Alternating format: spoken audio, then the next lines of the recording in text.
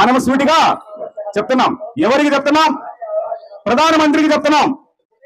అయ్యా ప్రధానమంత్రి, అయ్యా నరేంద్ర మోడీ, నువ్వు భారత రాజ్యాంగం మీద ప్రమాణం చేశావు. భారత రాజ్యాంగ వ్యవస్థలని కాపాడుతానని ప్రమాణం చేశావు. ఈ భారతదేశంలో కులాలకి, మతాలకి, వర్గాలకు అతీతంగా అంతఃకరణ శుద్ధితో ఈ దేశాన్ని పరిపాలిస్తానని చెప్పి ప్రమాణం చేశావు. మరి భారత రాజ్యాంగం మీద ప్రమాణం చేసినటువంటి నువ్వు భారత రాజ్యాంగ వ్యవస్థలకి అన్యాయం జరుగుతుంటే, భారత రాజ్యాంగ వ్యవస్థలను కూల్చివేసే ప్రయత్నం జరుగుతుంటే, భారత రాజ్యాంగ వ్యవస్థను ధ్వంసం చేసే ప్రయత్నం జరుగుతుంటే, భారత రాజ్యాంగాన్ని లేకుండా చేసే ప్రయత్నం జరుగుతుంటే, ఎక్కడ చెవులు మూసుకొని కూర్చున్నావు, ఎక్కడ కళ్ళు మూసుకొని కూర్చున్నావో ఈ దేశ ప్రజలకు సమాధానం చెప్పాల్సిన అవసరం నరేంద్ర మోడీకి ఉంది. నరేంద్ర మోడీకి ఉంది. ఈ దేశంలో 140 కోట్ల మంది భారతీయులు, ఈ 140 కోట్ల మంది భారతీయులను కాపాడుతాల్సిన బాధ్యత ఎవరిది? నరేంద్ర మోడీది కాదా?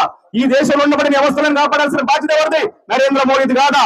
ఈ దేశంలో ఉండబడినటువంటి దాదాపు 30-40 కోట్ల మంది దళితులకు అండగా ఉండాల్సిన బాధ్యత ఎవరిది? నరేంద్ర మోడీది కాదా?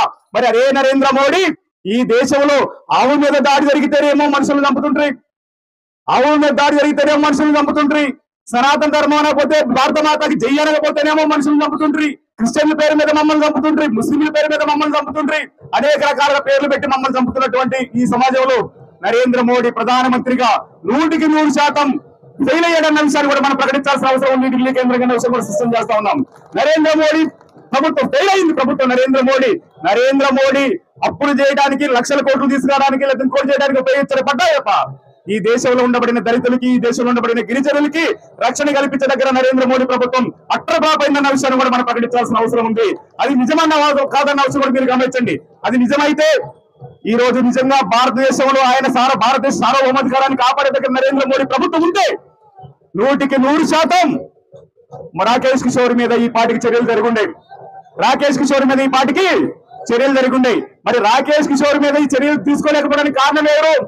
రాకేష్ కిషోర్ ని ఏమంటాడు నరేంద్ర మోడీ? సిగ్గుపడాలి నరేంద్ర మోడీ ప్రభుత్వం, సిగ్గుపడాలి భారతీయ జనతా పార్టీ.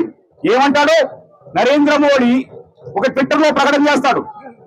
రాకేష్ కిషోర్ సనాతన ధర్మం పేరు మీద చేసినటువంటి దాడి చెప్పిసడం అనేది అనాగరిక చర్య అని చెప్పిన ప్రకటన చేశాడు ట్విట్టర్ సాక్షిగా. ఇదే సందర్భం అడుగుతున్నాం, మరి అనాగరిక చర్య అని చెప్పిన ప్రకటన చేసావో నరేంద్ర మోడీ, అనాగరిక చర్య అని చెప్పిన ప్రకటన చేస్తున్నావో నరేంద్ర మోడీ, ఆ అనాగరిక చర్యకు పాల్పడినటువంటి వాడిని నాగరిక సమాజంలో ఎందుకు తిరగనిస్తున్నావో ఈ దేశానికి సమాధానం చెప్పాల్సిన బాధ్యత కూడా నరేంద్ర మోడీకి కూడా సందర్భంగా చేస్తా ఉన్నాం. అది వాస్తవా కాదా? నువ్వన్నట్టే అనాగరిక చర్య.